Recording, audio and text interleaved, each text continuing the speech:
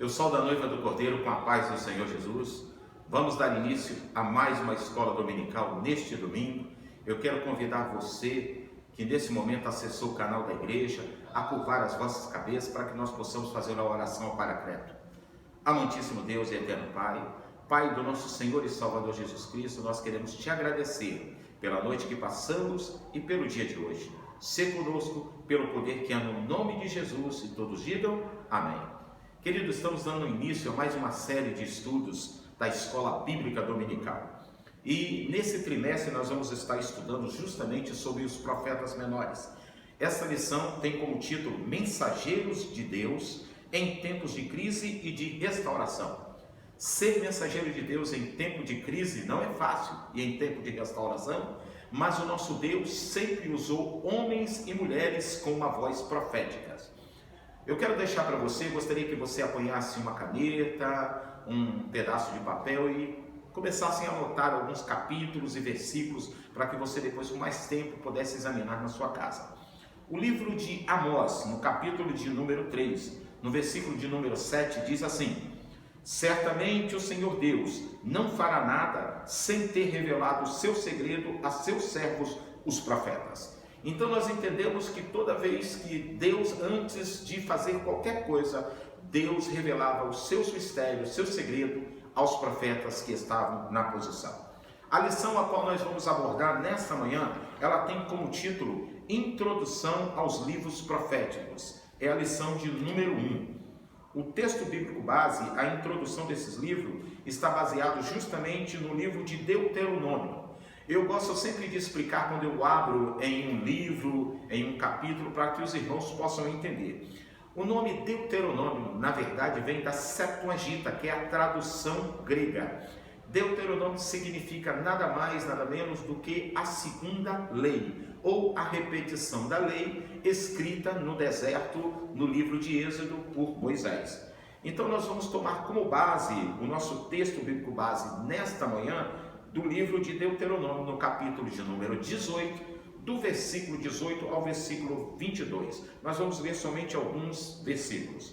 Deuteronômio 18, versículo 18 diz assim: eis que eu lhes suscitarei um profeta do meio de seus irmãos, como tu, e porei as minhas palavras na sua boca, e ele lhes falará tudo o que eu lhe ordenar. E será que qualquer que não ouvir as minhas palavras que ele falar em meu nome, eu o requerirei dele. Porém, o profeta que presumir soberbamente de falar alguma palavra em meu nome, que eu lhe não tenha mandado falar, ou o que falar em nome de outros deuses, o tal profeta morrerá. E se disseres no teu coração: como conheceremos a palavra que o Senhor não falou? Quando tal profeta falar em nome do Senhor, e tal palavra se não cumprir, se não suceder assim, esta é a palavra que o Senhor não falou. Com soberba a falou tal profeta. Não tenhas temor dele. Isso é muito importante para nós nos dias de hoje, quando Deus usa verdadeiramente o seu profeta. O texto áureo diz assim, está na carta aos Hebreus, no capítulo 1, versículo 1. Havendo Deus antigamente falado, muitas vezes e de muitas maneiras, aos pais pelos profetas, a nós falou-nos nesses últimos dias pelo Filho. Então Deus, no passado, falava através dos profetas. Para nós, a igreja do arrebatamento, fala-nos através do seu Filho, Jesus Cristo. O objetivo dessa lição, nesta manhã, é saber que os profetas tinham como ponto de partida de seu ministério as alianças abraâmica, sinática e davídica. Ser capaz de diferenciar os profetas orais dos profetas literários. Compreender que a principal função dos profetas era conclamar o povo ao arrependimento. Então nós estamos estudando justamente sobre os profetas, especificamente os profetas menores. A palavra profeta menor ou profeta maior não significa por posição social. Ao longo dessa revista, estudaremos sobre os profetas menores. Eles são ao todo 12, tá? Os menores são 12. E são conhecidos desta forma, não por serem considerados menos importantes, mas pelo fato de seus livros serem menores. se comparados aos profetas maiores. Os maiores são Isaías, Jeremias, Ezequiel e Daniel. E os menores são Oséias, Joel, Amós, Obadia, Jonas, Miquéia, Naum, Abacuque, Sofonias, Ageu, Zacarias e Malaquia. Os profetas ocupam uma posição singular na tradição de fé israelita. Eles serviram como porta-vozes de Deus à nação durante a crise nacional. Contribuíram com um terço do conteúdo do Antigo Testamento. Nós vamos estudar agora o tópico número 1, profetas, homens de Deus. Profeta é uma pessoa que Deus levanta para anunciar a palavra. Profeta é uma pessoa que Deus levanta para anunciar palavras suas ao coração dos homens. Então, toda vez que o profeta vai falar, ele não fala as suas palavras, ele vai falar a palavra que Deus colocou no seu coração. Observe que o profeta, quando ele é tomado por Deus, geralmente ele usa essa expressão: assim diz o Senhor. Os profetas eram comumente chamados de homens de Deus. Então, antigamente, se reconhecia um profeta, o jeito de se conduzir ao profeta era chamar ele de homem de Deus. Título que ocorre cerca de 70 vezes no Antigo Testamento, dentre os quais metade é usado para designar Eliseu. Eles constituíram um dos 3 ofícios sagrados, sacerdote, rei e profetas. Porém, era o profeta que consagrava o rei e o sacerdote, e tinham como base de sustentação de seus vaticínios as alianças abraâmicas, como eu disse, está justamente no livro de Gênesis, que é o primeiro livro escrito da Bíblia, Gênesis capítulo 15 e o versículo 18, e tinham como base também a aliança sinática, que está em Êxodo capítulo 24, e a aliança davídica, segundo Samuel, versículo 7. Quando nós falamos no livro escrito justamente por Moisés, o livro mais antigo da Bíblia não é o livro de Gênesis. O mais antigo da Bíblia é o livro de Jó. Jó é o mais antigo, pois a Bíblia não está numa ordem cronológica. Porque quando nós estamos estudando sobre os profetas, especificamente profetas menores, e também vamos abordar um pouco sobre profetas maiores, nós vamos ver que o vaticínio profético, nós não sabemos, na verdade, quando, como surgiu, porque nós vamos ver que Jó, ele era um profeta, porque ele sacrificava. Observe o livro de Jó. O livro de Jó começa dizendo que existia um homem da terra de Uz, que ele se desviava, temente a Deus, e ele sacrificava ao Senhor que, se porventura os seus filhos tivessem cometido algum pecado em seu coração. Então nós aprendemos que Jó, ele já era um sacerdote, ele era um profeta e também era um sacerdote. Então, só que o ofício foi instituído a partir do livro de Êxodo, escrito por Moisés. Aí nós vamos ver Moisés, um profeta de Deus, era profeta, era sacerdote, era juiz, era um legislador, porque ele constituía as leis, faziam as leis, e você vai ver que a autoridade desse homem era tão grande, que nós estamos aprendendo aqui nesta manhã, que o profeta era ele que consagrava o rei, e era ele que consagrava o sacerdote. Então nós vamos aprender uma coisa: na casa de Deus existe hierarquia. Então eu quero deixar isso bem claro para você aqui nesta manhã. Então nós não devemos ultrapassar um limite que está demarcado para nós dentro da casa de Deus. Isso é fundamental para os nossos ministérios nos dias atuais. Os profetas recebem as seguintes distinções: eles eram profetas orais e profetas literários, eram videntes e não videntes, pré-cativeiro e pós-cativeiro, verdadeiros e eram falsos, aqueles que exercem o ofício profético como ministério e aqueles imbuídos de um dom do Espírito. O que é isso, pastor? Profetas orais e profetas literários nós vamos ver agora no decorrer dessa lição. Mas existiam aqueles que tinham um ofício profético. Como assim? Eliseu, ele tinha justamente, ele tinha uma escola de profetas, pessoas que estudavam para isso, para ser profeta. Mas tinham pessoas que tinham dom profeta. Nos dias de hoje, a igreja do século 21, nós vamos ver que a Bíblia vai deixar bem clara que os profetas, eles vão até João. Depois do João, não tem mais profeta, mas Deus tem usado pessoas com dom profético. É diferente. Dom profético, porque antigamente também ele já usava. Em 2 Crônicas, no capítulo 20, no versículo 14 e versículo 15, você pode examinar que Deus vai usar um homem chamado Jaziel, com um dom profético. O que é isso, pastor? Usou para aquele determinado momento, para aquela determinada hora, para profetizar a nação de Israel, a nação de Judá, de Israel, que Deus estava com eles no meio daquela batalha. Examine 2 Crônicas, capítulo de número 20, versículo 14 e versículo 15. Os profetas foram muitos, tanto em Israel quanto em Judá. Houve também ocasião em que a nação padeceu por falta deles. Não havia visão sobrenatural. Examine 1 Samuel, capítulo 3, no versículo 1. E também examine na sua casa o Salmo de número 74, no versículo de número 9. Profetas orais. Profetas orais foram aqueles profetas que eles não escreveram, não deixaram nada registrado, tá? Então eram conhecidos como profetas orais. Quem eram esses profetas orais? Profetas como Arão, profetas como Natã, como Elias, Eliseu, entre outros. Porque eles não têm nada escrito, não tem os livros deles registrados no cânon. O que é cânon, pastor? É a Bíblia Sagrada, tá? E também existiram os profetas literários. Quem eram os profetas literários? Eram aqueles profetas que deixaram escrito o seu desígnio. São aqueles que escreveram e cujos escritos estão incluídos no cânon sagrado, que é a Bíblia, como eu disse. Seus livros estão classificados entre os profetas, sejam eles maiores ou menores. Entretanto, há profetas como Moisés e Samuel, que se encontram em outras categorias. Moisés tem os seus escritos classificados como os lei, que é a Torá ou Pentateuco. O mesmo acontece com Samuel, 1 Samuel capítulo 3, versículo 20, o qual deixou 2 livros que levam o seu nome, porém estão classificados na categoria de livros históricos e não de livros proféticos. Profetas videntes e não videntes.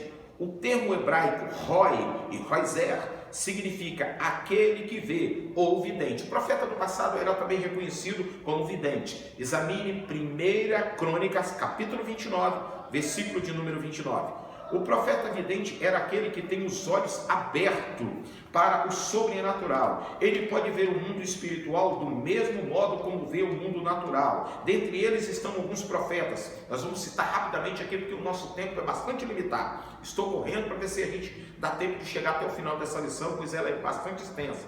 Nós temos Balaão. Balaão não foi um bom profeta, mas também era reconhecido como um profeta. Existe uma discordância no meio teológico sobre quem era verdadeiramente Balaão. Mas para que você possa se recordar de Balaão, abra a sua escritura quando você estiver na sua casa com bastante tempo. Abra em Números, o capítulo 22, versículo 31. Você vai notar que esse profeta chamado Balaão, ele foi convocado, ou seja, contrataram ele através de Balaque, rei dos Moabitas, para amaldiçoar a nação de Israel, mas ele não pôde amaldiçoar aquele que Deus abençoa. Então nessa manhã eu já quero deixar uma palavra para você, estudando sobre os profetas. Nenhuma maldição virá sobre você, porque você já foi abençoado pelo poder do nome de Jesus Cristo. Receba isso nessa manhã em nome de Jesus Cristo. Profetas também como Samuel, profetas como Gades, profeta como Eliseu, são pessoas que enxergaram, tinham visões com os olhos abertos. O que é isso, pastor, afinal de contas? Isso significa que eles conseguiam ver o sobrenatural da parte de Deus. Profetas pré-cativeiros e pós-cativeiro. O que é isso? Profetas que profetizaram antes do cativeiro e profetas que Deus usou para profetizar após o cativeiro. O cativeiro babilônico marcou decisivamente a história da nação. Os profetas pré-exílios são todos aqueles que anunciaram a invasão babilônica. Ou seja, antes de acontecer a invasão, Deus usou esses profetas e é considerado pré-exílio sobre Judá. Dentre eles estão Isaías, Jeremias e os 9 primeiros profetas menores. Os pós-cativeiros são Ageu, que foram usados depois do cativeiro. Ageu, Zacarias, Malaquias, Daniel, Ezequiel escreveram durante o cativeiro na Babilônia. Profetas verdadeiros e profetas falsos. Será que o nosso dia de hoje, será que tem profeta verdadeiro e tem profetas falsos no dia de hoje? Vamos ver o que a palavra diz, o que o estudo está trazendo para nós nesta manhã. Eu tenho certeza que é uma pergunta que nós fazemos todos os dias. Entre o povo de Deus, tanto no reino do sul, que era Judá, quanto no reino do norte, que é Israel, vez por outra surgia alguém para anunciar mentiras. Isso surgia no passado, é diferente do dia de hoje. Alguns desses falsos profetas eram contratados pelo próprio rei, com o objetivo de apregoar palavras do seu interesse, na esperança de não sofrer nenhum tipo de oposição entre o povo. Jeremias, vamos pegar a vida de Jeremias, por exemplo, como exemplo.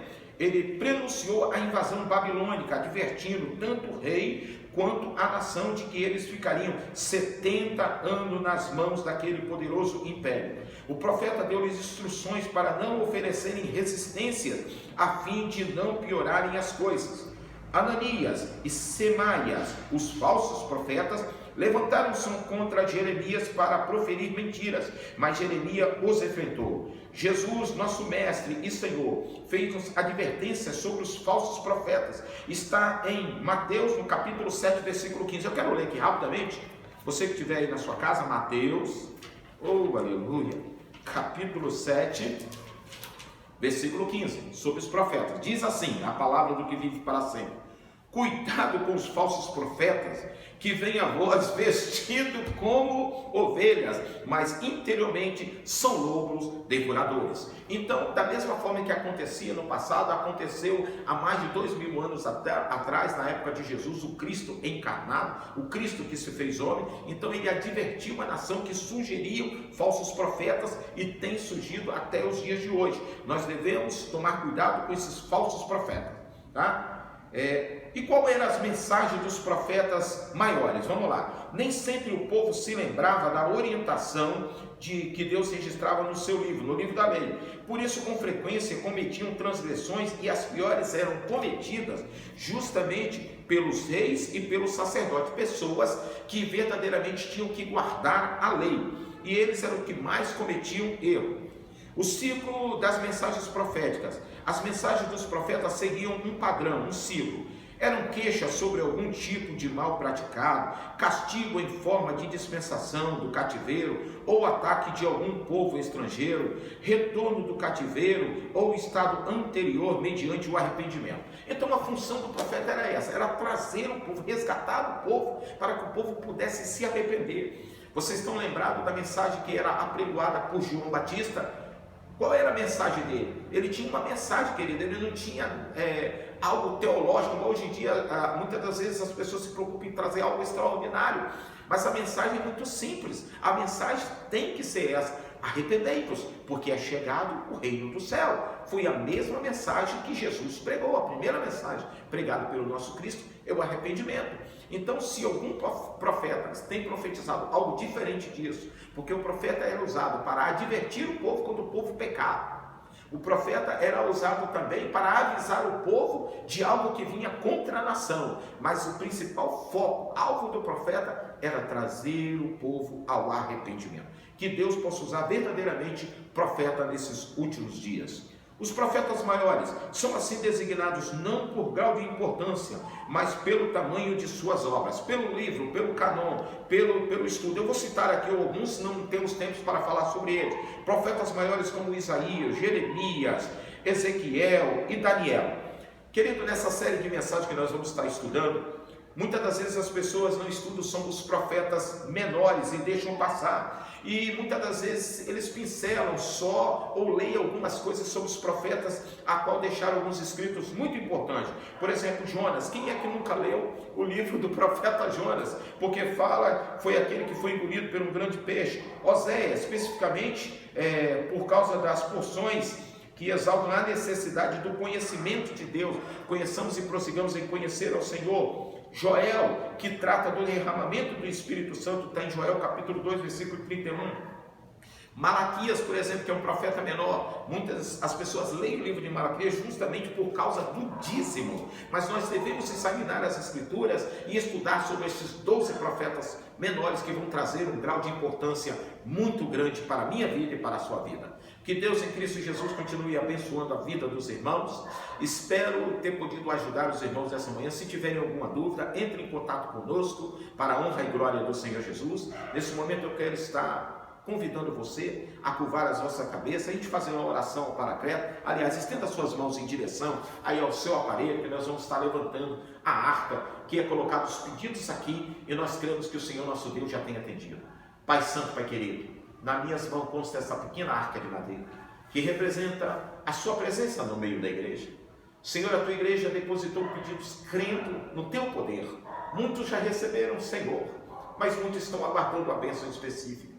E como ministro do Evangelho, eu estou clamando a Ti junto com a Tua igreja neste momento, que o Senhor ouça o clamor da Tua igreja. Eu faço a oração de Abraão, por amor a um justo, Senhor, atenda ao clamor da Tua igreja, em nome do Pai, do Filho e do Espírito Santo.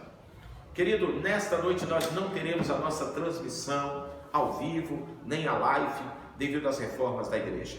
Mas o pastor Benedito, juntamente com o pastor Ricardo, pastor auxiliar desta igreja, com todo o ministério, com a diretoria, através do presidente da diretoria, Orly Campos, eu quero parabenizar todas as mamães nesse dia de hoje. Talvez eu estou falando para alguma mamãe que não tem mais a sua mãe, que partiu, alguns filhos que perderam as suas mães nessa pandemia que nós estamos enfrentando, mas receba um abraço da parte do Eterno. Eu sei que é um dia que nós celebramos muito das nossas mães. Eu também já não tenho a minha mãe comigo, mas está guardado num lugar todo especial. Receba de Deus nesta manhã um abraço da parte do Senhor Jesus. Que Deus em Cristo Jesus continue abençoando a sua vida.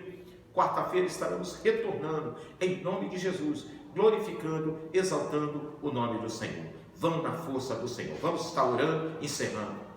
Que o grande amor de Deus, a graça do nosso Senhor e Salvador Jesus Cristo e as consolações do Espírito Santo estejam com todos que aguardam a breve volta de Jesus. Digam todos, amém.